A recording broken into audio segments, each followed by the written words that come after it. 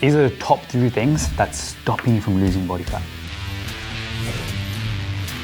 First one is going all or nothing. To put it into context, I used to be this person as well. I used to go all in with fat loss and thinking, yeah, this is gonna be a 12-week journey and then I'm gonna go back to my normal life.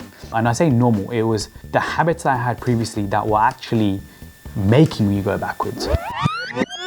Because you're gonna yo-yo between a certain amount of body weight. So for example, you're gonna be 150 pounds, and you start at 180, next thing you know, you're gonna be fluctuating between these 2 weights because of the mindset of being all or nothing. And we've dealt with multiple clients in this situation where they're like, man, I can't wait to get this result. I'm gonna do everything I possibly can. Making sure that you can fit fat loss and just fitness in general within your lifestyle, I think is really important. Fitness is a lifelong game. It's not necessarily a week game. It's not necessarily just a 1-month game or 3-month game. It should be a decade-long journey. Being all or nothing doesn't really work. You're never done within a certain time period. Deadlines are important, but I think just being very careful with the all or nothing. The second thing that may be stopping you is actually chopping and changing. Are you a program hopper? What I mean by program hopping is most people, when they join a program or they've had a coach, and even themselves, they may see something on Google, and unfortunately, the best thing about the internet has been we can see information quickly, but sometimes the wrong information can also stop you from getting the results you're after. When I was younger, I remember going on T Nation, I remember going on bodybuilding.com. If you interpret things wrong way, it can really mess you up. So I read an article and I said something about periodization and programming and so on, and I basically went ahead and chopped and changed my program every 4 weeks. And I kept saying to myself, why am I not building enough muscle tissue? Fortunately, someone like my younger brother actually, he did really well from this because I gave him one program. He didn't change it for a whole year. We live in a TikTok world and in a generation where everything is quick and you get bored. If you get bored with your program, you ask yourself a few questions. Are you training one hard enough with the right intensity, and are you seeing progressive overload? Right? If you're seeing progressive overload, the intensity is right there, you don't need to keep chopping and changing your program. So the question you may be asking is so Kunal, how often should I change my program? The answer is, it depends. It depends on, are you seeing progression? If you're getting bored, you can make a few tweaks, but I don't think you need to change everything around. The other thing program hopping could be with your nutrition. I remember reading about keto, right? when I was 16 years old, then I heard about this paleo phenomenon, which was obviously just low carbohydrate, high protein, moderate fats, whereas keto was high fats, moderate protein, 0 to no carbs. And I kept experimenting with that. Again, I'm chopping and changing. I wasn't set in one way or another way, and I made a lot of mistakes with that, with my nutrition and my training. I'll be honest with you, this probably set me back at least 2 to 3 years within my fitness journey.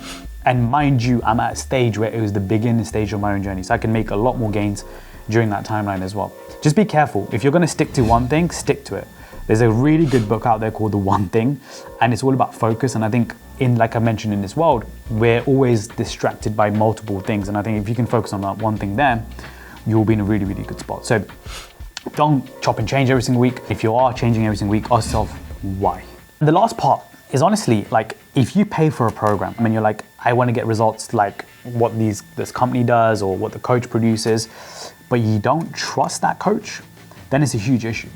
I've always had a personal coach, whether it's in finance, whether it's in business. Even fitness coaches will also have coaches themselves because we all need accountability. And also, I personally don't like the fatigue of my own programming. I personally prefer someone doing my programming and then just rolling with that. But the problem with that is, from the opposite end, is you want to trust that person.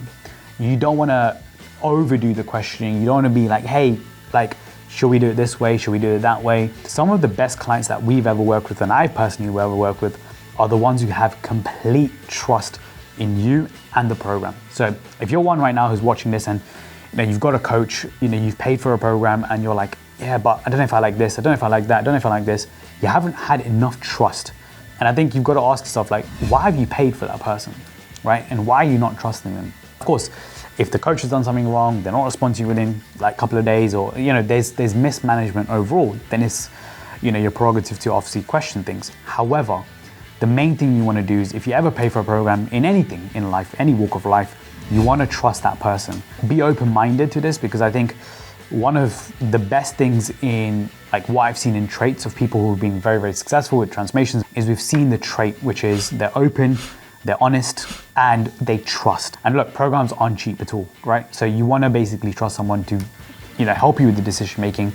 And the whole goal of hiring someone is they fast track you. Anytime I've hired someone in any walk of life, they fast track me quicker than I would do it by myself. Or because I drop my ego at the door and I'm like, let me just focus on listening to them. Now, of course, if I think they're wrong, you question things, of course, ask them questions. But at the end of the day, you still want to follow things because you pay for things, right? If you're looking for a coach and you want to get into the best shape and you're South Asian, all you got to do is literally click the link below and you can have a free consultation with us guys in our team. If we're the right fit for each other, you can join. You can be the next transformation story as well. But if you've enjoyed this video, like below, subscribe, and share this with a friend.